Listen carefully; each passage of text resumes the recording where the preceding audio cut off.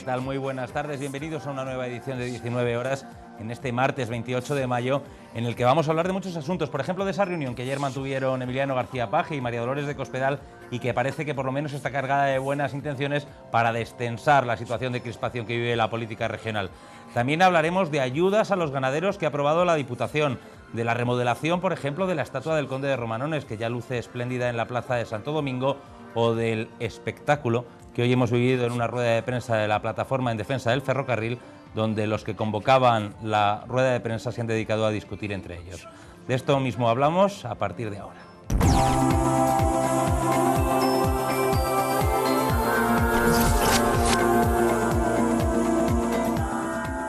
Ayer se reunían en Fuensalida la presidenta regional, María Dolores de Cospedal, y el líder del PSOE castellano-manchego, Emiliano García Paje. Es la segunda vez que se reúnen ambos líderes y por lo menos salieron con una sonrisa y con buenas intenciones. Lo mejor de todo, que estuvieron 3 horas hablando, que da para bastante. 3 largas horas duró la reunión que en la tarde de este lunes mantuvieron en Fuensalida la presidenta regional Dolores de Cospedal y el líder de los socialistas castellano-manchegos, Emiliano García Paje. Se trata del segundo encuentro cara a cara que mantienen ambos dirigentes y en él trataron de alcanzar algunos puntos de trabajo común tras muchos meses de agrio debate político. La conclusión más positiva de la reunión fue que ambos líderes se comprometieron a mantener vías de diálogo abiertas sobre los próximos presupuestos, las medidas contra el paro y la reforma estatutaria, pero no hubo acuerdos concretos.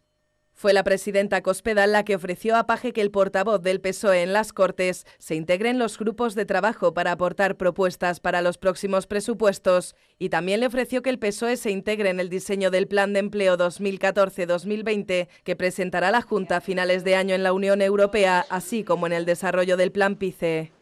Por su parte, el líder socialista entregó el decálogo de medidas contra el desempleo que defiende su partido y Cospedal se comprometió a al menos estudiarlo y ofrecer alternativas. Hay que recordar que la propuesta socialista aboga por la creación de más de 42.000 empleos directos con un plan de choque e inversión. Ambos dirigentes se comprometieron también a tratar de rebajar el clima de tensión que rige la política de la comunidad. En este sentido, Cospedal se mostró molesta con las acusaciones socialistas de que su reforma estatutaria esconde un intento de pucherazo de la ley electoral. La presidenta dijo que la reforma está en fase de discusión, aunque se reafirmó en su voluntad de caminar hacia el recorte de diputados.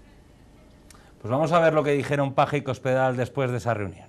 He dejado a la presidenta el documento sobre las 10 propuestas que en materia de empleo tuve ya ocasión de registrar parlamentariamente, que se van a ir concretando en iniciativas y que creo que suponen un esfuerzo, no tiene por qué ser ni ingenioso ni especialmente novedoso, simplemente un esfuerzo, por lo demás contrastado en su realidad en tiempos pasados, un esfuerzo para combatir el drama, la lacra del paro, de manera que desde mañana mismo está abierto el teléfono del portavoz parlamentario del Partido Socialista para reunirse con el consejero, en el formato que planteen y seguramente con la publicidad que también deseen. En todo caso, con la mentalidad de ahondar en las cifras, en la realidad, incluso en aquellas cosas que seguramente no convienen a nadie en la comunidad autónoma que afloren, sobre todo por proteger la marca de la comunidad autónoma de la región. Creo que lo verdaderamente importante, de verdad, es poder establecer un diálogo que no sea ni noticia,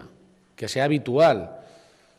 Primero porque lo reclama la situación actual del país y de la comunidad autónoma, pero también porque es que debiera ser lo razonable, lo cotidiano, lo habitual en política. La conversación, el diálogo, con medios de comunicación delante o sin ellos, sinceramente, tendría que ser lo razonable. Creo que sobra visceración en la política en general en España y también en la región.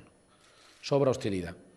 Lo más importante, y si no estaría en un error, lo más importante es luchar contra el desempleo y luchar ya, como lo estamos haciendo. Creo que es fundamental el diálogo fluido. A mí me disgusta enormemente que, por ejemplo, a la hora de hablar de rebaja en el número de diputados, yo oiga expresiones tales como pucherazo, ataco a la democracia y todas estas cosas. Pues esto es lo que dio de sí la reunión de ayer de ambos dirigentes. Hoy es martes y nuestro analista habitual en la mesa de 19 horas es Borja Montero, que estaba a la mar de contento con verles ahí a los dos juntos, que se besen, decía. Sí, bueno, no exactamente eso, pero vamos, lo decía Emiliano García Paje, es que esto no debería ser noticia, esto debería ser lo que ocurriera siempre. Lamentablemente llevamos unos años, bastantes, en la que pues se ha radicalizado, se ha hooliganizado, si queremos utilizar el término hooligan para el debate político, pues al final se ha radicalizado tanto esas posturas, cada uno defiende su equipo y no atiende a razones, y no se ofrecen soluciones a los ciudadanos. Yo creo que esto debería ser lo normal.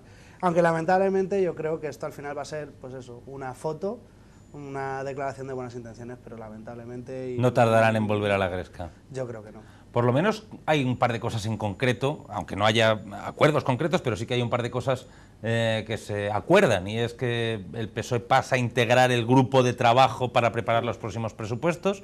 Parece sensato eso de que 4 ojos ven más que 2, pero ya veremos lo que dura esa pretensión. Y luego, pues, ese anuncio de la presidenta Cospedal de que, bueno, de que está dispuesta a discutir ese asunto de la ley electoral, que no le gusta que le llamen pucherazo y tal, pero que todo se puede hablar. Sí, bueno, parece que han llegado a esos 2 acuerdos y que, pues eso, al final también es un poco de maquillaje. Pues sí, es verdad que hay un diputado del PSOE, ya sea su portavoz, otro diputado, pues, en los grupos de trabajo sobre los presupuestos, sobre el plan de empleo, pues al final también se discuten los presupuestos y el plan de empleo en las Cortes, y hay un montón de enmiendas, y al final el que tiene la mayoría absoluta puede votar la ley y hacer la ley como ellos quieran. O sea que al final puede que esta también sea una maniobra de maquillaje. Yo espero que no, y yo confío plenamente en el poder de la conversación, del debate, del llegar a acuerdos, de la democracia más participativa, y no simplemente pues eso de ese voto en bloque que supone de que por ser del partido del gobierno voto a favor y por ser del partido de la oposición voto en contra, sino el que está en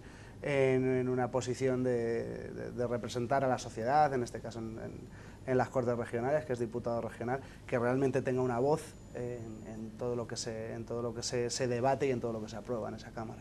¿Y el decálogo que le lleva a Paje, ese decálogo que pedía un porrón de millones de euros para contratar a 42.000 personas así directamente? ¿Tú crees que van a hacer algo de caso a una propuesta tan marcadamente incrementadora del gasto? Lo dudo bastante. Supongo que ya que se ha comprometido a estudiar el documento, pues lo hará, y probablemente pues si de verdad hay este ambiente un poco aperturista y un poco conciliador, pues a lo mejor sí que hay alguna de esas, por lo menos de esas 10, ¿no? por lo menos es lo que se dice, pues de esas 10 propuestas, pues a lo mejor alguna, aunque sea mínimamente, pues se toma en cuenta para los planes de empleo, para las medidas que pueda llevar. Evidentemente dudo que se vayan a llevar a cabo pues esa contratación directa de tantísimos trabajadores, que por otro lado vendría muy bien a las cifras del paro regional. Por cierto, que hemos visto como Cospedal decía al final de la intervención, que hemos escuchado, que estaba muy molesta con esas críticas constantes de los socialistas que tildan de pucherazo o de intento de hacer trampas la reforma unilateral que pretende hacer el Partido Popular en el Estatuto de Autonomía. Izquierda Unida ha salido hoy con una propuesta, la verdad que un tanto sorprendente, porque no es lo habitual, o no lo ha sido en Castilla-La Mancha, y es que plantea la coalición que si se reforma la norma básica que rige los destinos de la comunidad autónoma, el Estatuto debería someterse a referéndum. Pide la coalición que se deje decidir a los ciudadanos y a la sociedad en su conjunto sobre la supresión de diputados y sobre la modificación del sistema electoral, y dice la coalición que bueno, que un referéndum debería ser votado. Digo que es sorprendente, a mí no es que me parezca mal, quiero decir que la participación ciudadana me parece bien, pero digo que es sorprendente porque hay que recordar que el Estatuto de Autonomía ni siquiera fue votado cuando se gestó.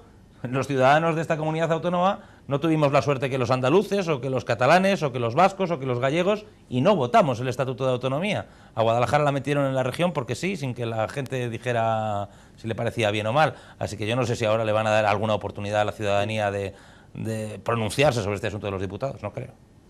Bueno, Izquierda Unida evidentemente va en su ADN político el incluir a toda la sociedad en la toma de decisiones políticas, y cuando se ve que en otros países pues también sí que funciona pues este tipo de referéndums y de consultas populares acerca de ciertos temas importantes, pues bueno, puede ser probablemente el estatuto en sí, el estatuto como ley que rige los destinos de toda Castilla-La Mancha, sea un documento, una ley pues, excesivamente árida para que los ciudadanos puedan elegir, pero sí que hay determinadas cosas que se recogen en ese estatuto que sí que son importantes y sobre las que el pueblo de Castilla-La Mancha puede tener mucho que decir, y una de ellas pues es esto que se está gestando de la reforma de la ley electoral y sobre todo de la supresión de la mitad de los diputados, con lo que ello conlleva de disminución de la representatividad de la gente y en vez de avanzar hacia que las Cortes sean un poco mejores, pues parece que se está, sí, salvo que se incluyan herramientas distintas o otra forma de elegir a los diputados o otra forma otra manera de contar la representatividad, pues parece que en vez de ir hacia adelante y ganar representatividad, pues se está perdiendo. No, desde luego bajar a 25 diputados es consolidar absolutamente el bipartidismo ya muy marcado en un parlamento pequeño como el de Castilla-La Mancha. Con 25 diputados, pues por ejemplo en Guadalajara una tercera formación, la que fuera, necesitaría casi el 20% de los votos para poder entrar. Es muy difícil que una tercera formación consiga el 20% de los votos, aunque no se sabe, tal y como están las cosas, todo puede ocurrir. Vamos a cambiar de tema. Hoy había rueda de prensa de la plataforma en defensa del ferrocarril. Los periodistas que hemos acudido a esa comparecencia de prensa nos hemos quedado helados al descubrir en primera persona que, bueno, aparte de que todos los miembros de la plataforma están de acuerdo en algo, y es que no quieren que se reduzcan los trenes a Sigüenza, hay muchas discrepancias internas sobre cómo plantear la batalla. Por un lado están los alcaldes del Partido Popular que quieren, pues, de alguna manera poner paños calientes, esperar un poco, dicen que todavía no está claro eso de que se vayan a quitar trenes. Por otro lado, alcaldes del Partido Socialista y los miembros del comité de empresa tenían muy claro que había que incrementar la lucha, porque dicen que esto de la supresión de trenes va a ser cosa de ya. Se había convocado una rueda de prensa para mostrar la postura de la plataforma en defensa del tren de Lenares ante los presumibles recortes del servicio, pero la cita evidenció que existen muchas discrepancias entre sus miembros. Por un lado, los alcaldes del Partido Popular y el propio portavoz de la plataforma, que tienen temor a los recortes, pero consideran que todavía no hay seguridad de que vayan a producirse. Y por otro, algunos alcaldes del PSOE y los miembros del comité de empresa de Renfe y Adif, que son más pesimistas y creen que la supresión de trenes es inminente. En cualquier caso, el portavoz de la plataforma, exferroviario y alcalde de Espinosa por el PP, Pedro Rubio, se mostró muy molesto porque nadie confirma qué va a ocurrir. Yo llevo como 3 meses que he hablado frecuentemente con el viceconsejero de Fomento de Castilla-La Mancha, con Luis Quer. Y he hablado para decirle que me suministraran, por favor, la información que pudieran tener como consecuencia de las reuniones que ha habido, al menos 2, entre la Junta de Comunidades y el propio Ministerio. Pues no ha habido problema, no ha habido solución en cuanto a que fuera suministrada la información. Mis conversaciones en Renfe son a la altura de directores, es decir, y tampoco lo han soltado. Si es cierto que uno de los directores me decía, no te la voy a dar porque tenemos orden expresa de la ministra de que el que suelte una información y se averigüe que ha sido él, ese acaba su cargo en Renfe. Los más pesimistas se basan en un informe de la consultora INECO que ha trascendido, así como en un hecho palmario. Ya no es posible comprar billetes online para muchos de los trenes a partir del 2 de junio.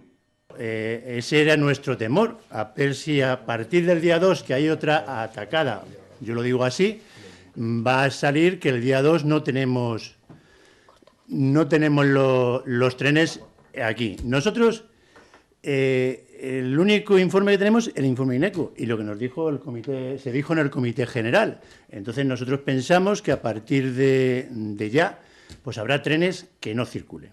En cualquier caso, ni unos ni otros se fían de la información que ha dado la consejera de Fomento de la Junta. Vi una intervención de la propia consejera, donde vi con mis propios ojos, que decía que no se iba a suprimir ningún tren de Castilla-La Mancha, y yo estaba en un medio de comunicación y lo vi. Es decir, que sí es cierto que yo esta mañana comentaba con los compañeros que hay aquí, que yo esa información creo que no se ajusta a la verdad. Y todos piden que no se justifique con la crisis el recorte en los servicios. La plataforma lo que sí va a defender con uñas y dientes es que se mantenga el servicio que hoy tenemos. Y si se ha de perder el lenguaje vulgar para que todos lo entiendan, se va a dejar algún pelo en la gatera, que sean los mínimos. El portavoz de la plataforma mandó un mensaje claro a los dirigentes del PP, su propio partido, que argumentan que la línea está asegurada. Pide que no confundan a la ciudadanía. La línea es la que conduce de un sitio a otro sitio con la infraestructura, superestructuras, carriles balasto, señales, instalaciones de seguridad. Eso es una línea. Aquí lo que se trata es de defender el servicio público de los trenes de media distancia.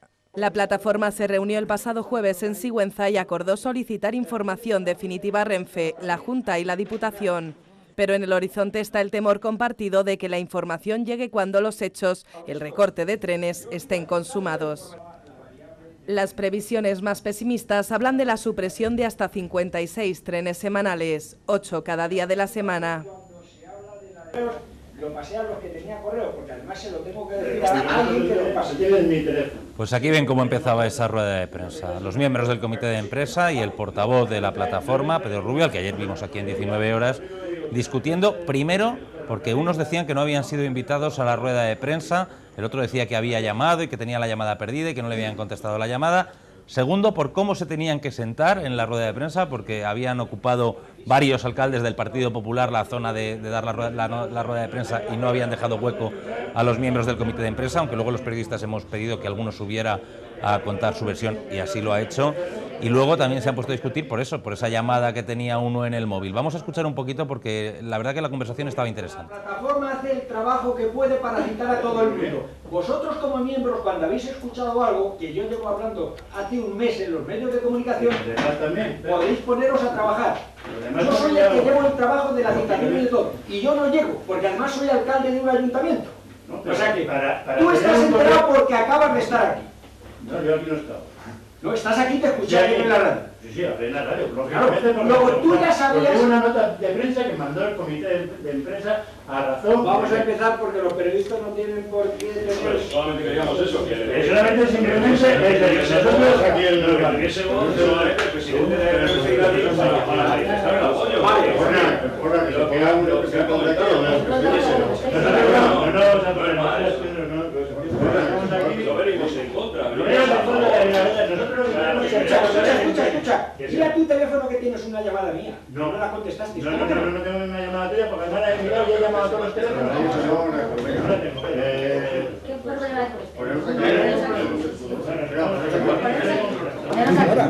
tenéis que estar mi teléfono, Pedro. Coño, que tú me diste. Pues a ver si no es. Está llamando. Ayer no te recibí ninguna llamada. Mira que lo tienes ahí perdido. No tengo ninguna llamada tuya. Por eso hay que... Me llamé, pero para la previa reunión tenías que llamar. Lógicamente. Pues ya lo ven, parece que sí tenía la llamada perdida en el teléfono móvil, el mismo del comité de empresa.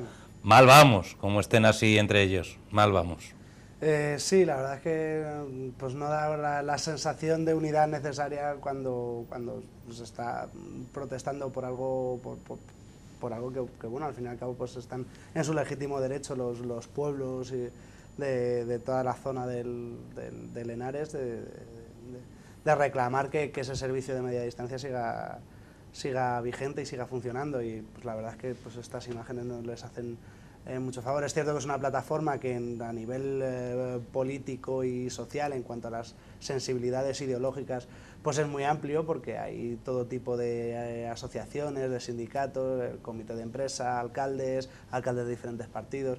Entonces al final pues es verdad que puede haber diferencias en los modos de actuar o en los modos de protestar. Más que nada en eso, porque todos tienen muy claro que no quieren que se suprima el tren, que no quieren que se supriman trenes, pero aquí básicamente es que mientras Pedro Rubio, que ayer estuvo muy contundente aquí, hoy no lo ha estado tanto en la rueda de prensa, es alcalde del Partido Popular Independiente, pero por el Partido Popular de Espinosa, y otros alcaldes como el de Jadraque, que también es del Partido Popular, pues lo que venían a denunciar es que nadie les daba la información FETEN y la información oficial, y que estaban un poco hartos de que nadie les confirmara de qué recortes estamos hablando. Los otros estaban diciendo, dejaros de dar vueltas al asunto, que ya no se pueden comprar billetes y que el 2 nos van a quitar los trenes. El tiempo dará y quitará razones. En cualquier caso, yo sí quiero dejar claro que el objetivo de todos es el mismo. En ese sentido no había fisuras, pero sí en los tiempos de cómo marcar la protesta. Es cierto que si todas estas sospechas que tienen, digamos, el ala un poco más radical, por decirlo así, de la plataforma, es verdad que ya no se pueden comprar billetes, pues hace temer que realmente pues el día 2 de junio pues vaya a haber muchos menos trenes o ninguno pasando por esas vías, y bueno, pues esa política de hechos consumados que muchas veces se lleva a cabo desde determinadas administraciones, de que se van dando largas a la gente cuando hay rumores y luego pues el día en concreto pues te encuentras con que ese servicio ha sido modificado o ha sido eliminado. En Cuenca decían esta mañana que había sido la cosa de un viernes para un domingo. El viernes se había anunciado que el domingo desaparecían los trenes y el domingo desaparecieron los trenes de media distancia y ya solo quedaba el servicio de alta velocidad con Madrid, y tienen miedo aquí de que ocurra lo mismo. Y les recordamos que las peores previsiones, o sea, de lo que habla el informe INECO, según el comité de empresa, es de que quitan 4 trenes diarios por sentido, o sea, 8 trenes diarios por 7 días a la semana, 56 trenes a la semana, es prácticamente el 70% o el 80% del servicio. Es cierto que estos trenes de media distancia no es como un cercanías que sale cada muy poco tiempo. Son trenes que tienen unos horarios pues bastante restringidos, y si ya se quitan 8 expediciones al día, pues evidentemente pues, van a quedar esos pueblos prácticamente incomunicados. Alguna cosita que me gustaría destacar de la comparecencia de la plataforma, de lo que ha dicho Pedro Rubio, el portavoz. Tiene contacto directo con los directivos de Renfe y ha dicho que un directivo de Renfe, que un director de Renfe le dijo que no les daban la información porque había orden de la ministra que el que la filtrara era despedido. Me ha parecido una acusación gravísima. Lamentablemente puede que eso pase más de lo que se admite o más de lo que se deja, o se sabe fuera de las estructuras. Al final, como en cualquier empresa, en cualquier trabajo, supongo que cuando hay cuestiones de información muy delicada, como es este caso, como son los planes de reordenación de este servicio, que es tan sensible y que puede conllevar a una serie de movilizaciones en contra del Ministerio o de la gestión de esta empresa público-privada, pues supongo que se intenta llevar con el máximo secretismo, para que probablemente debería ser al revés. Deberíamos decir, necesitamos recortar líneas. Vamos a hacer esto y lo vamos a hacer, claro, por esto, ¿no? Claro. De manera clara. Vosotros sois los usuarios, tenemos que recortar X trenes. ¿Cuáles son los que menos necesitáis? ¿Cómo? Pero bueno, al final es igual que hablábamos antes con lo de Cospedal y Paje, pues eso de hablar y de llegar a acuerdos no se lleva mucho en la política actual y en la gestión de la cosa pública en los últimos años. Al dato y a lo concreto, yo no es que quiera quitar y poner razones, pero hay algo que es palmario, que es evidente. Si ustedes se meten ahora en Internet, pueden sacar billete a Sigüenza para el día 1 en todos los horarios que había hasta ahora. Para el día 2 dice que no está disponible el servicio, y eso es así. Yo creo que ese dato es más que evidente de que la cosa está muy caliente. Sí, la verdad es que tiene toda la pinta, porque no es que no funcione la página de Renfe para sacar ningún billete, es que es justo para una fecha muy determinada en la que ya no se pueden sacar los billetes. Parece ser que sí que va a haber novedades de algún tipo para ese día. Decían algunos miembros de la plataforma que eso tampoco tendría que ser tan preocupante, que siempre que estamos en un proceso de cambio de horarios y que siempre que hay cambios de horarios ocurre eso con algunas de las expediciones. A ver qué dice el tiempo, a ver quién tiene razón. Ojalá no quiten ninguno o los menos trenes posibles. Vamos a cambiar de asunto. Hoy en el Partido Socialista ha habido una reunión interesante. Venía uno de esos políticos que sale mucho en el telediario a nivel nacional, Óscar López, el secretario de organización, el que ahora es el número 3 del partido, ha sentado allí en una reunión a representantes de UGT, de comisiones obreras y de la patronal. Les querían presentar a los agentes sociales cuál es el plan económico del PSOE para salir de esta. El número 3 del PSOE a nivel nacional ha estado este martes en Guadalajara. Óscar López, secretario de Organización de los Socialistas, participaba en una reunión con representantes de los sindicatos y la patronal, en la que el líder socialista ha querido presentar el plan que su partido enarbola en las últimas semanas como hoja de ruta para la recuperación económica. López considera que se trata de una propuesta en positivo, al contrario de lo que hizo el PP cuando gobernaba Zapatero. Quiero recordar que cuando gobernaba el Partido Socialista, el Partido Popular dijo aquello de si cae España mejor, que ya la levantará el PP. nosotros en la oposición no somos iguales y estamos haciendo propuestas para llegar a acuerdos. Porque este país quiere y necesita acuerdos y sobre todo quiere soluciones. Y la cifra de paro, solamente la cifra de paro, los 6.200.000 parados, justificaría que en este país hubiera más acuerdos para recuperar la economía y para crear empleo. En la reunión han participado dirigentes locales de UGT, Comisiones Obreras, COE y la Asociación de Jóvenes Empresarios. Los socialistas defienden la necesidad de acabar con las políticas de austeridad y afrontan un plan de choque ante los más de 6 millones de parados que acumula el país. ¿Qué dice la propuesta del Partido Socialista? Pues básicamente que hay que inyectar recursos en la economía real, en las familias y en las empresas, que hay que hacer un plan contra la pobreza en nuestro país, que lamentablemente se ha disparado en los últimos años. España tiene un problema de empobrecimiento brutal de las clases medias y de aparición de nuevas bolsas de pobreza, que tenemos que conseguir que ese pacto de rentas que se hizo entre empresarios y sindicatos ya en el gobierno socialista también sea un pacto de beneficios. Dicho de otra forma, no puede ser que se ajusten los salarios de este país sin que se ajusten también los beneficios, hay que equilibrarlo.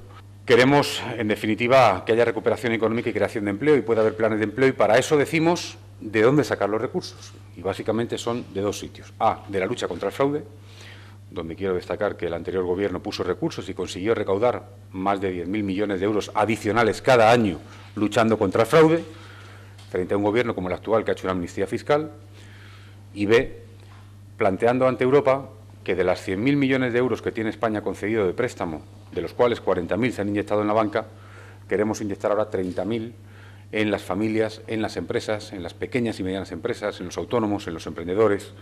Posteriormente, López comparecía ante los medios de comunicación para criticar también las últimas reformas del Gobierno central en materia laboral, educativa o de interrupción del embarazo. Y ha tenido tiempo para abordar también la reforma del Estatuto Regional que planea Cospedal en Castilla-La Mancha. Y no hay un precedente, créanme, no hay un precedente en ninguna comunidad de España donde se haya cambiado la norma básica, es decir, el Estatuto, donde no haya habido un concurso ampliamente mayoritario de una Cámara y que desde luego implicara a varias fuerzas políticas. Solo hay uno, que fue el Plan Ibarretxe. La señora Cospedal está pretendiendo hacer un pucherazo electoral que el Partido Socialista no va a consentir. Y está rompiendo un espíritu de consenso que tiene que presidir cualquier reforma de la norma básica de todos los castellano-manchegos y que se ha producido ese acuerdo en todos los estatutos de autonomía de toda España. También en materia local, el secretario de Organización Socialista mostraba su oposición al proyecto de fracking que planea sobre el norte de la provincia. Y desde luego el Partido Socialista tiene todas las reservas que se puedan imaginar y alguna más en relación con el fracking, con una práctica que se quiere extender en toda España y desde luego en Guadalajara hay ya anuncios y desde luego el Partido Socialista está en contra. Y cuando menos lo que exige es que haya información clara y transparente en relación a esta práctica que tiene riesgos y mucho más en zonas que además han tenido un desarrollo económico basado precisamente en el medio ambiente, en el turismo y en el desarrollo rural. Pues eso es lo que daba de sí la visita del número 3 del PSOE hoy a Guadalajara. Varias cosas a comentar, Borja. Lo primero, pues bueno, pues que ha conseguido sentar ahí a Pinillos, a De Grandes. No estaba Campano de comisiones, ha delegado en otras personas, pero bueno, ahí han estado, por lo menos escuchando atentamente. Sí, estamos viendo en el programa que los que normalmente se tiran los platos a la cabeza, los trastos a la cabeza, se sientan juntos y los que deberían estar unidos discuten por ciertas nimiedades. Pues ¿sí? Parece un poco el mundo al revés. Volvemos a lo mismo, debería ser lo normal. Al final, si todos estamos en el mismo barco, para bien o para mal, pues al final estas propuestas que hace el PSOE, que gustarán más o gustarán menos a quien tiene que tomar las decisiones, que al final es el gobierno central del Partido Popular, y gustarán más o gustarán menos a quien tiene que aplicarlas, que al final van a ser los sindicatos y las empresas de toda España, pero bueno, todos tienen derecho a conocerlas y a aportar su granito de arena y a debatirlas en un ambiente que... Lo que hemos comentado antes, al final el debate es lo que hace llegar a acuerdos y lo que hace mejorar, pues 4 ojos ven más que 2. Ya has visto lo que propone el PSOE, inyectar dinero en la economía en base a luchar contra el fraude y pedir que relajen el asunto de la austeridad. Bueno, esos son los titulares de del plan Rubalcaba, que le llaman ellos. Por otro lado, en el ámbito más local, me ha interesado lo que ha dicho del intento de Cospedal de reformar el Estatuto de Autonomía. No habían pasado 24 horas de que Cospedal había dicho que le molestaba esos descalificativos gruesos y que le molestaba mucho que dijeran pucherazo y que por ahí no íbamos a ningún lado, y ¡pum! 24 horas después, un destacado líder del PSOE vuelve a hablar de intento de pucherazo. Si realmente el PSOE cree que es un pucherazo y bueno, a estos efectos muchos ciudadanos pueden pensar lo mismo, porque es verdad que se reduce ampliamente la representatividad del pueblo y no ha habido una contrapropuesta que mejore esa primera propuesta que hizo la presidenta. Pues no me parece descabellado, me parece bastante coherente que lo sigan calificando de pucherazo. Bueno, si realmente así lo han visto desde un principio y no ha habido una propuesta que intente mejorar por parte del Gobierno de Castilla-La Mancha, pues al final seguirá siendo un pucherazo si así se ha calificado desde el principio. A ver cómo acaba la cosa. Y el tema del fracking. Se ha posicionado claramente Óscar López, en línea con su partido aquí en Guadalajara, en contra de ese proyecto en el norte de la provincia, que de momento el PP pues salva diciendo que solo es para investigar y que ya veremos lo que pasa. Ahí está el quid de la cuestión, si se está investigando y saber hasta qué punto pues esa práctica es segura y o puede ser nociva para el medio ambiente y para las tierras en las que se desarrolla y se lleva a cabo. Es verdad que el conseguir este tipo de recursos energéticos que se busca con el fracking pues es muy importante, pero también es importante mantener el planeta, que solo tenemos uno y que se lo tenemos que legar a nuestros hijos. Vamos a cambiar de tema, aunque seguimos hablando de temas de la provincia. Hoy comparecía la presidenta de la Diputación en rueda de prensa para anunciar algo que también es novedoso, también es bastante sorprendente. La Diputación está dispuesta a ayudar a los ganaderos que están sufriendo los ataques del lobo en la Sierra Norte de la provincia. Es la primera vez que se hace y Diputación pone de momento sobre la mesa 16.000 euros para compensar las pérdidas. La Diputación de Guadalajara va a ofrecer ayuda al sector ganadero de la provincia. Desde el mes de marzo hasta mediados de mayo se han producido muchos ataques al ganado en la zona noroeste de Guadalajara por parte de los lobos y, según Ana Guarinos, presidenta de la Diputación, hay que buscar soluciones. Son 4 los municipios que han recibido mayores ataques: Atienza, Galve de Sorbe, Cantalojas y La Bodera, destacando Galve de Sorbe, donde los ganaderos han sido los que mayores perjuicios han experimentado como consecuencia de estos ataques. Según Guarinos, hay que tomar medidas inmediatas para proteger a los ganaderos. Proteger el lobo, porque es una especie amenazada, pero también es cierto, y no debemos olvidarlo, que en esta provincia y especialmente en el mundo rural hay que proteger a la especie humana, que de una manera sacrificada, y me refiero a los ganaderos, se dedican día a día a mantener aquella zona y desde luego a hacerlo con una actividad agrícola, pero de una manera con una actividad ganadera que es muy sacrificada y que necesitan el apoyo por parte de las instituciones y en este caso por parte de una administración pública como es la Diputación Provincial de Guadalajara. La Diputación de Guadalajara ayudará al sector ganadero con 16.000 euros. Se va a obtener de 2 partidas presupuestarias, una de ellas directamente del Servicio de Agricultura y Medio Ambiente, del que es responsable Lucía Anjuto, que me acompaña, y la otra se va a sacar de la partida que cada año destinábamos a las ferias ganaderas y que hacíamos una transferencia a los ayuntamientos. La presidenta de la Diputación asegura que no escatimará ni un euro por ayudar a este sector. Yo siempre que oigo hablar de esto de los ataques de lobos, Borja, me acuerdo de un artículo que publicaba hace unas semanas nuestro amigo y compañero Rubén Madrid, en el que decía que el cordero tiene la de perder, porque acaba en la boca del lobo o acaba en la cazuela. Ayudas para los ganaderos. Sí, bueno, al final le interesa más, sobre todo al ganadero, que acabe en la cazuela. Que acabe en la cazuela, porque al menos revertirá parte del trabajo y de la inversión económica que ha tenido que llevar a cabo para su explotación ganadera. Es cierto que la naturaleza se abre paso y que es muy difícil controlar precisamente en estos espacios rurales en los que se está tan en contacto con la naturaleza, pues cuestiones como los ataques de lobos o de buitres, que también ha habido algunos casos en los últimos años en Guadalajara. Además es que lo de los buitres parece ser que se está solventando bastante, como se ha vuelto a permitir arrojar los cadáveres al campo, a los muladares, aquello que se prohibió en su día con las fiebres de las vacas aquellas y tal, las vacas locas y eso, pero bueno, como se ha vuelto a poder echar ganado al campo, parece que eso está remitiendo. Lo de los lobos no remite porque como es una especie protegida, estuvo a punto de desaparecer, pero poco a poco el lobo va ganando espacio y es la eterna lucha del ganadero y el lobo, y los ganaderos dicen que si la administración consiente que haya lobos y no se considera que sean una alimaña, le tienen que pagar el ganado que les maten. Y ahí hay un debate importante, porque hay otros muchos sectores económicos que están padeciendo 40.000 enveses de la crisis económica o de cualquier circunstancia que hace que tu producción empiece a ser deficitaria por lo que sea, porque sale una competencia por lo que sea y no reciben estas ayudas, pero los ganaderos no se mueven de su postura. Quieren que si les matan una oveja a los lobos, la pague la administración. Bueno, aquí también está un poco el debate del modelo que queremos, esta ganadería extensiva en la que pues, bueno, los animales están más o menos en su hábitat y sí, finalmente, pues evidentemente tienen un final de acabar en la cazuela, pero bueno, ellos continúan en su hábitat y al final se consigue un producto de gran calidad porque la carne está mucho mejor tratada, con alimentos más naturales o una ganadería intensiva en naves, con comida, con alimento procesado para los animales, con mucha más seguridad para los ganaderos, porque ahí no van a entrar lobos, pero también una carne de mucha menor calidad. Yo creo Anda que no estará buena la ternera del norte, y el cordero del Alcarre, ¿no? Claro. ¿Qué calidad?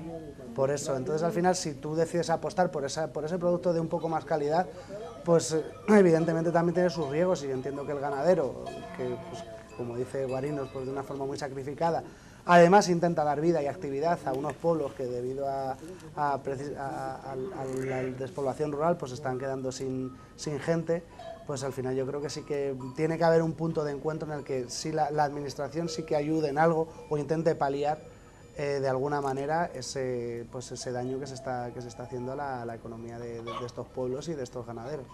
Hay que decir que ya hay líneas de ayudas para la compra de apriscos, para la compra de mastines, incluso la Junta de Comunidades, recuerdo una visita de la consejera Soriano hace poco, la consejera de Agricultura, se reunía en La Paz con los ganaderos de la Sierra Norte y les planteaba pues la posibilidad de pagarles hasta el 75% del seguro o hasta el 80% del seguro, y los ganaderos le dijeron que ellos no necesitaban el 80% del seguro, que querían que les pagaran el 100%, y en eso andan discutiendo.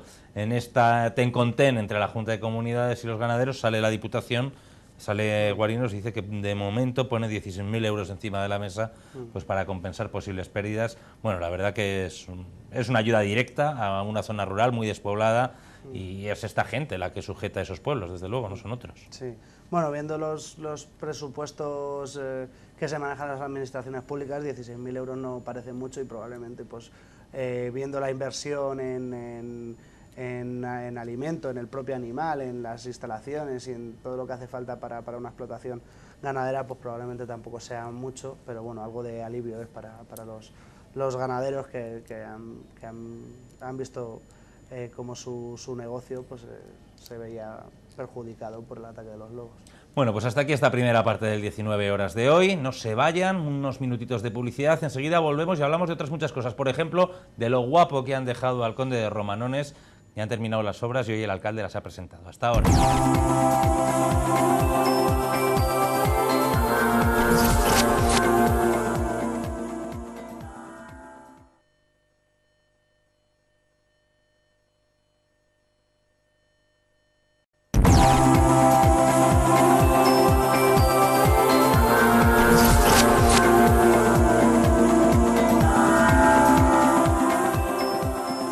Don Álvaro de Figueroa y Torres fue un afamado político de finales del 19 y principios del 20 en nuestro país. Fue presidente del gobierno y durante muchos años diputado por Guadalajara. Liberal en plena época de conflictos entre liberales y conservadores, también representó la quinta esencia del caciquismo. Y además de todo eso, tiene una estatua en Guadalajara que levantó hace ahora 100 años el magisterio español. Acaba de ser restaurada con una inversión de 23.000 euros. El alcalde de Guadalajara presentó este martes el nuevo aspecto del monumento de don Álvarez de Figueroa y Torres, conde de Romanones, tras la rehabilitación llevada a cabo en el último mes y medio por parte de María Campamor y Cecilia Hernández. Román subrayó la necesidad de desarrollar este trabajo, ya que el estado de la estatua era peor de lo esperado. El monumento se encontraba en una situación crítica, un momento crítico de conservación, tanto en la piedra de soporte como en el bronce de las esculturas. Esto nos lo han trasladado los expertos que han trabajado en esta escultura, y de no haber intervenido en el momento actual, probablemente los daños hubieran sido irreparables en un futuro próximo. El estado era peor de lo que podía parecer a la simple vista de personas no entendidas en la materia. Había una proliferación importante de hongos y de líquenes, había sufrido ciclos sucesivos de hielo y deshielo, lo que había ocasionado que se fracturase la piedra. Se habían acumulado excrementos de aves que por su carácter ácido deterioraba el material. También los traslados que hacía referencia antes de la obra había sufrido o ha hecho que sufriera el conjunto escultórico. A continuación, el alcalde de Guadalajara explicó qué se había hecho en esta obra, que contó con un presupuesto de unos 23.000 euros. Por una parte se ha eliminado el jardín, un jardín que había dentro de la valla y que ocultaba el propio conjunto, pero es que además hacía que la humedad subiera, ascendiera por la piedra y deteriorase la piedra. Se ha limpiado la piedra con bisturí, con cepillo, se han sellado grietas y orificios y se han realizado volúmenes que faltaban ya en este conjunto. Se ha aplicado una pátina de color para conseguir un cromatismo uniforme en toda la escultura, y se ha aplicado también una capa de protección en toda la superficie de piedra y de bronce. Román hizo hincapié en el hecho de que estas obras se han acometido justo en el año en el que el monumento celebra su centenario. Rememoró también el origen de esta escultura y la importancia del conde de Romanones. Fue mandada construir por el empeño de las asociaciones de maestros de la época en la provincia, porque que habían convencido al colectivo del magisterio español para la consecución de este objetivo, que era erigir esta escultura. Y esto fue motivado precisamente por los avances que el conde de Romanones consiguió para los maestros en aquella época. Avances relativos a su salario, a la garantía del salario y del sueldo de los maestros, que bueno, fue un avance importante, fue un progreso importante para el colectivo de maestros en Guadalajara y en toda España. El conde de Romanones, don Álvaro de Figueroa y Torres, era uno de los principales personajes de la clase política durante el reinado de Alfonso XIII. Estuvo situado en la élite del Partido Liberal, ocupó diferentes cargos de responsabilidad de gestión del Estado y siempre estuvo ligado su carrera política al distrito electoral de Guadalajara, donde obtuvo siempre el acta en Cortes y diseñó pues algo que todos hemos utilizado en muchos de nuestros latiguillos, ese clientelismo político que el conde de Romanones instauró en la provincia, un clientelismo eficaz y que le permitió, sin duda, ser elegido. El monumento, situado en la Plaza de Santo Domingo, fue obra del artista Miguel Blay, responsable también del conjunto escultórico en el Palacio de la Música Catalana de Barcelona, entre otros. Pues dicen los expertos, Borja, que independientemente de lo que cada quien piense del conde de Romanones, la estatua, como valor histórico, como valor artístico, es una de las más importantes que tiene la ciudad, junto con el Neptuno del Jardinillo. Hombre, es una estatua que ha sobrevivido ya bastantes años y que la verdad es que ahora luce probablemente hasta mejor que el primer día. Sí, sí, está. Se ha resaltado mucho pues esa majestuosidad que supongo que en su momento quisieron darle a este monumento. Mira, vamos a ver imágenes de cómo estaba. Es que fíjate la diferencia. Estas imágenes las tomamos justo hace unos meses, cuando el ayuntamiento nos anunció que iba a restaurar el monumento, y la verdad que es que estaba muy deteriorado. Ha levantado cierta polémica, todo hay que decirlo, porque esto es una obra del patrimonio, esto es una pieza importantísima del patrimonio artístico de Guadalajara, pero hay quien dice que gastarse 22.000 euros con la que está cayendo, que se dice ahora, pues no era lo más adecuado. Opiniones hay para todos los gustos, pero en cualquier caso es una estatua de mucho valor y necesitaba ser restaurada. No sé si en este momento o en otro, pero estaba muy mal. Probablemente sean más necesarios estos 23.000 de una obra que está consolidada y que ya forma parte que los 40 y tantos mil, 49.000, si no recuerdo mal, que se gastaron en la estatua del Papa hace Completamente unos de meses. acuerdo contigo. Seguramente esto tiene mucha más importancia. Al final, pues bueno, si las cuentas del ayuntamiento cierran y... Mira ahora, mira el contraste, hemos visto, ahora cómo ha quedado. Increíble. Dime. Si el ayuntamiento, pues su salud económica le permite también invertir en que, aparte de que los ciudadanos puedan tener buenos servicios o puedan estar atendidos en determinadas necesidades, pues también en adecentar un poco su estado, pues bienvenido sea. Son 23.000 euros, que pues es cierto que es una cantidad importante para el bolsillo de cualquier ciudadano, pero bueno, en el ayuntamiento supone un porcentaje pequeño del ayuntamiento, y probablemente también se haya abordado algún tema de seguridad que podía haber pasado, porque bueno, no creo que hubiera ningún riesgo de derrumbe o algo así, pero el propio alcalde ha dicho que está en un estado bastante peor del que se esperaba cuando iniciaron estas obras. Sí, lo he dicho, por cierto, que me ha gustado cómo ha estado el alcalde, porque dentro de lo controvertida que aún a día de hoy es la figura de don Álvaro de Figueroa y Torres, conde de Romanones, pues ha hablado de sus luces y sus sombras. El propio Antonio Román ha destacado cómo fue la persona que convirtió a los maestros en funcionarios del Estado, algo importantísimo. La primera persona que peleó decisivamente por la educación pública de este país fue el conde de Romanones. Dejó de que los maestros fueran unas personas que se morían de hambre en los pueblos en función de lo que podían pagar los ayuntamientos, o la gallina que le daba el padre del alumno de turno, a que fueran personal pagado por el Estado. Y también ha recordado pues lo más negro del conde de Romanones, el clientelismo, el caciquismo, cómo instauró un sistema clientelar y caciquil de conseguir votos para ganarse el acta de diputado, fuera como fuera, a base de comprar votos y voluntades. Sí, bueno, al final pues todas las figuras históricas son controvertidas, y en este caso, como la hemos tenido tan cerca, tan a mano, pues se sabe probablemente mucho más de esas sombras que muchas veces pues la crónica política, la crónica histórica nos arrebata de determinados personajes que también tienen su lado oscuro. En este caso, pues al estar circunscrita tan territorialmente a la provincia de Guadalajara, pues sí que nos han llegado esos ecos de un cierto carácter pues más negativo, pero bueno, pues también hay que, al final, yo no soy para nada seguidor del conde de Romanones, pero creo que también hay que reivindicar las cosas buenas que hizo, ya que se han hecho, tanto las buenas como las malas, pues bueno, quedémonos con las buenas. Personaje para la historia sin duda, y una estatua que es digna de ver. Vamos a cambiar de tema. Si el conde de Romanones es uno de los personajes del día, el otro es uno que está vivo y coleando. Javier Arriola, hoy nos han comunicado que pasa a ser el nuevo gerente del CEI, el Centro Europeo de Innovación. El recientemente elegido director gerente de la patronal provincial, Javier Arriola Pereira, ha sido designado también como nuevo gerente del Centro Europeo de Empresas de Innovación de Guadalajara. Arriol Pereira compatibilizará ambos cargos, como ya hiciera su antecesor, Miguel Cambas, quien se ha jubilado. El CEI de Guadalajara está gestionado por una fundación en la que participan como patronos la COE, el Ayuntamiento de Guadalajara, la Diputación y la Asociación de Empresarios de Nuevas Tecnologías APETI, y que es la que designa a su director.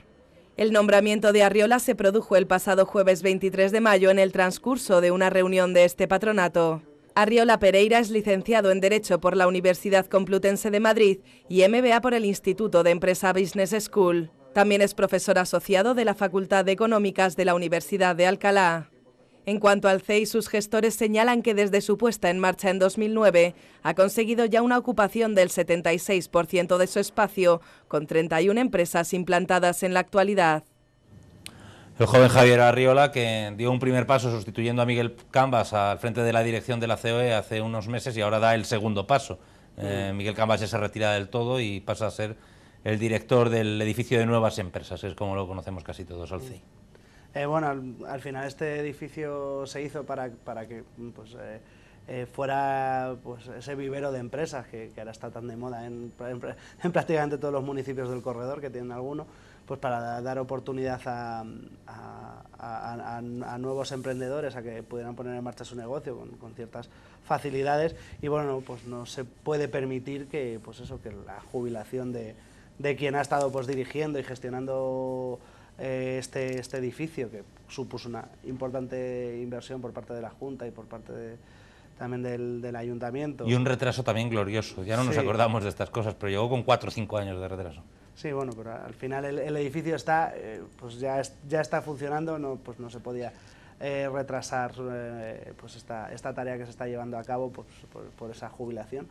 La vida sigue y ahora pues Arriola, que ya pues, tiene también las riendas de la gestión de la COE a nivel interno, pues también se encarga ahora de seguir manteniendo vivo un espacio que, bueno, que parece que al principio había nacido un poco aletargado, pero bueno, si ya tiene el 76% de sus oficinas ocupadas, pues quiere decir que tampoco va tan mal y que realmente era necesario ese vivero de empresas. A ver si remonta un poquito la crisis y se llena al 100%. El que sí que tiene la vida solucionada es el que afortunado, que pasó por el bar Clavel de la Llanilla, compró un boleto de Euromillones y ha ganado 114.000 euros.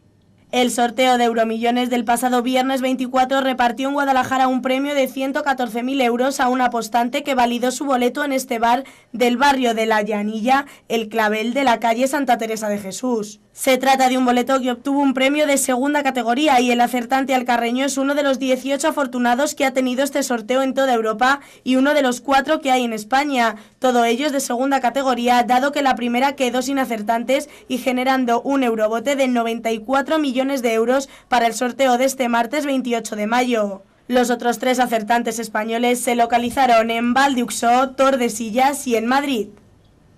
¿Quién los pillara? Yo casi voy a esperar a ver si pillo los 94 millones de euros esos que se han quedado de bote. Tenías que haber comprado ya el boleto porque creo que el sorteo es esta noche, ¿eh? O sea que... Pero vamos, es un bote importante. Sí. Hombre, los 114.000 no están mal si te los dan y sin que lo esperes, que es un poco con estos juegos de azar lo que pasa, que uno echa muchas veces más por devoción que porque realmente pienses que va a haber un premio y bueno, pues finalmente estos 114.000 euros pues servirán para tapar agujeros, no tanto como los agujeros que se pueden tapar con los 90 y tantos millones. Más que el premio, que tampoco es tan grande, quiero decir, es de 114.000 euros, han tocado premios mucho más grandes aquí en Guadalajara últimamente. A mí me ha llamado la atención eso, que es un sorteo que cae en 15, 16, 12, 18 sitios de Europa y que uno haya sido Guadalajara y precisamente el bar Clavel, que es un bar que tiene fortuna, no hace mucho también tuvo suerte con una primitiva, de un premio de 6 aciertos en la primitiva, así que parece que tiene baraca el bar El Clavel. Pues bueno, a los vecinos de la Llanilla pues, les afecta, al menos en estos casos particulares, les afecta un poquito menos la crisis que a los demás y bueno, pues todo lo que sea inyección de dinero en la provincia, ya sea a nivel particular o a nivel de empresas, pues bienvenido sea. Vamos a cerrar la jornada de hoy hablando de empleo. Ayer el alcalde de Azuqueca presentó un plan de fomento del empleo en su localidad que va a llevar a cabo en solitario el ayuntamiento, dado que no hay fondos de la Junta ni tampoco del Gobierno central. 500.000 euros del presupuesto del ayuntamiento van destinados a este plan. El ayuntamiento de Azuqueca presenta el nuevo plan de empleo que pondrá en marcha a principios de verano. Un plan de empleo local y sin apoyo del Gobierno regional o nacional. Así lo ha resaltado el alcalde de Azuqueca. El plan de empleo de Azuqueca se va a hacer porque Cospedal se desentiende de su principal obligación. Es una obligación del Gobierno de Castilla-La Mancha.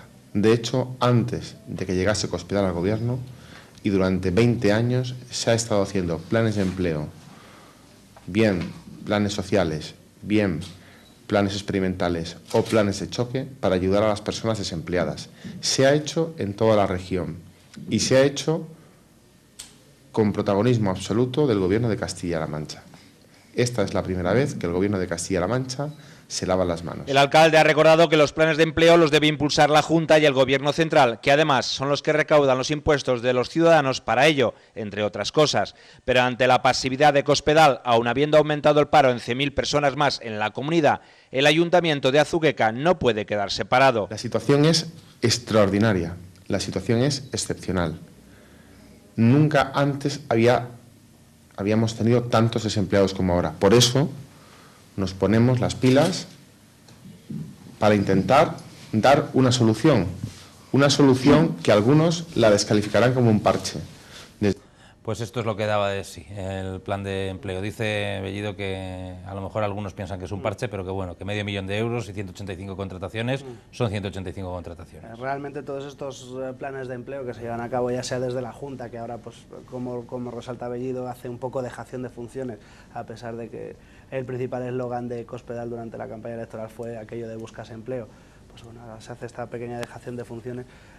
Pues todos estos planes son un poco parches, porque son pues, hay planes o de formación o de trabajo temporal, pero bueno, que al final sí que son útiles para esa gente que puede mejorar su formación o puede mejorar su empleabilidad, y al final pues bienvenidos sean. En este caso son 500.000 euros, que yo creo que es un sacrificio bastante importante para las arcas del Ayuntamiento de Azuqueca. Pues a las 7:30 de la tarde ha empezado en Azuqueca el pleno que precisamente va a aprobar este plan de empleo.